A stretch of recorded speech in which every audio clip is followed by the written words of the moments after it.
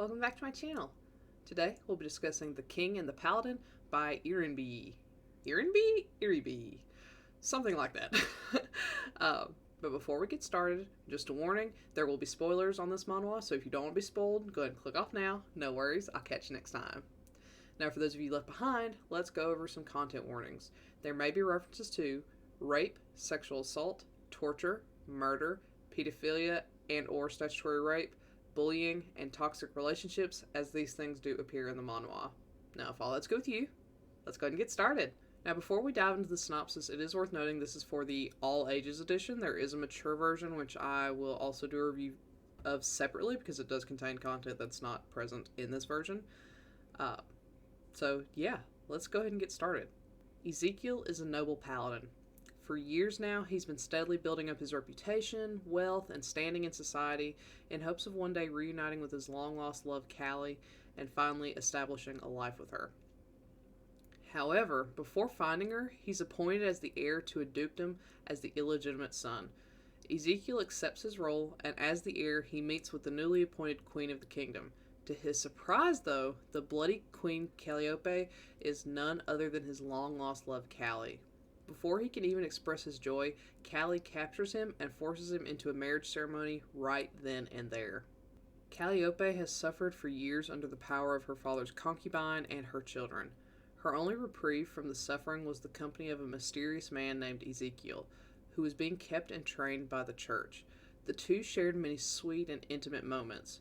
After discovering the corrupt and salacious nature of the church, Calliope's goal is to help rescue Ezekiel and take over her rightful place on the throne as its only direct descendant.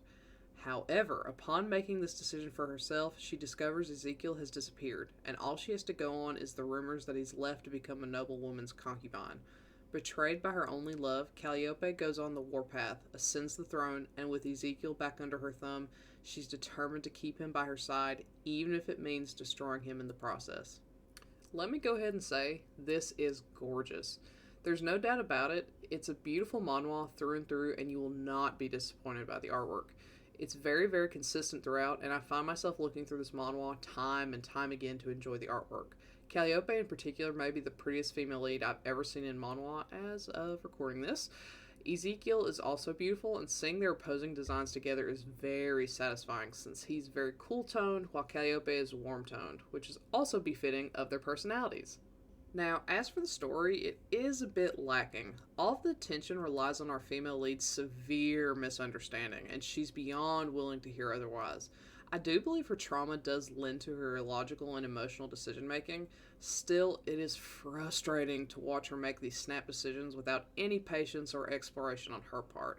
She now has all the power she could desire, so why she couldn't stop and listen to any explanations doesn't make much sense to me, especially from the one person she cares about left in the world.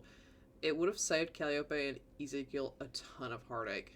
Now, don't get me wrong, watching Calliope get sickeningly sweet revenge on all the assholes that betrayed her or Ezekiel was great, but watching her punish Ezekiel right along with everyone else was just frustrating. God. Especially when it's revealed that everything she was jealous of, he was doing for her. I can't express how heartbroken I was when he told her how excited he was about showing the house he built for them, only to reveal she had utterly destroyed it beforehand in her jealous rage.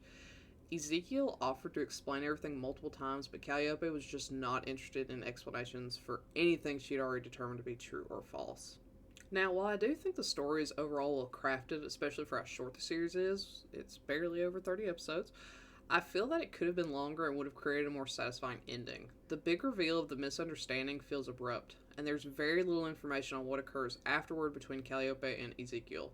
I would have liked to have seen how they came to trust each other again, what was done with the poor home Calliope destroyed, how they handled the pregnancy, etc.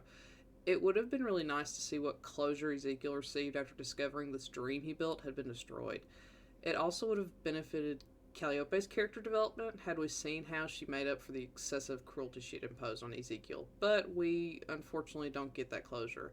As a result, the relationship remains a bit superficial, in my opinion. With all that being said, this is beautifully drawn, and the story is interesting enough. I do wish it had been longer so it could complete Calliope's character development, but we don't get that closure for Calliope, so the story does feel a bit unfinished. I still feel terrible for Ezekiel, and I sort of feel like he isn't all that happy at the end of it, but here we are. It's not super long, so it's probably worth the read, but if you expect cohesive character retribution and development, you may be disappointed. Nevertheless, it is a beautiful manhwa to enjoy at least.